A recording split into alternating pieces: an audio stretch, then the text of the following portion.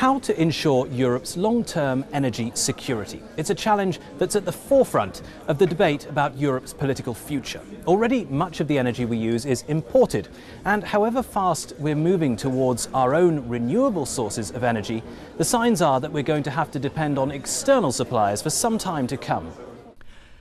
Investing in energy diplomacy is therefore vital, and it's been the focus of an EPP Group hearing this week in Brussels. In particular, the EU is looking to reinforce strategic relationships with partners on the Union's periphery, including Russia, Turkey, Azerbaijan and countries in the Middle East. However, the EU is heavily dependent on imports of gas from Russia, and in recent years the Kremlin has tried to use this dependence as a bargaining chip in its relations with the EU. Jacek Saryusz-Wolski, a Polish MEP from our group, underlined the need to diversify in order to reduce Russia's influence on EU policy.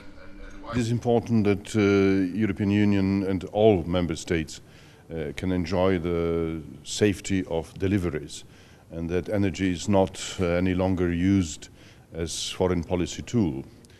As we have witnessed while there was a blockade of gas deliveries via Ukraine, and when our member state, Bulgaria, was freezing.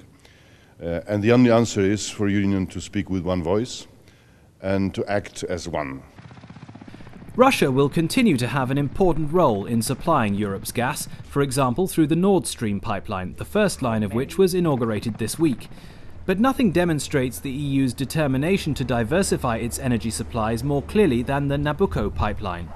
This is a pipeline taking gas from the Caucasus through Turkey and into the EU, ending in Austria. Nabucco has won strong support from the EU, and for good reason, as Nabucco Managing Director Reinhard Mischek explains. Europe will need more gas in future, that's definitely the case. In addition to that, Nabucco delivers a perfect opportunity to diversify the sources on the one hand with Central Asia and Middle East, and also to diversify the transportation routes.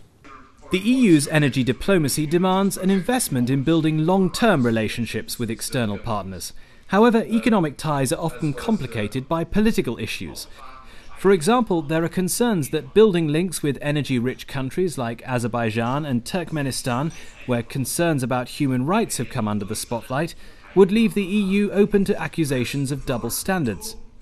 Günther Oettinger, the European Commissioner responsible for energy, was one of the keynote speakers at the hearing.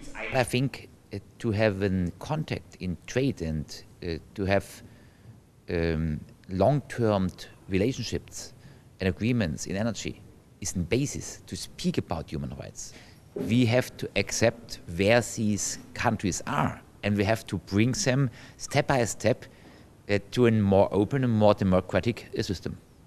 The hearing also looked at aspects of the EU's single market relating to energy and how the EU's external energy partners interface with the single market. Alejo Vidal-Quadras, a Spanish MEP from our group and a Vice President of the European Parliament, explained the importance of this dimension of the debate. The question is to combine our energy policy in terms of creating operational and well-integrated European market in order to converge in rules with third countries, in order to try to avoid price volatility. And this policy, which is energy policy, must be combined and coordinated with foreign policy. Of course, while the EU is seeking to boost its energy diplomacy, it's also working to develop new renewable sources of energy and also to mitigate the effects of climate change, an integrated policy that the EPP Group supports. For more information about our group's activities, please visit our website, eppgroup.eu. Thanks for watching, and see you again soon.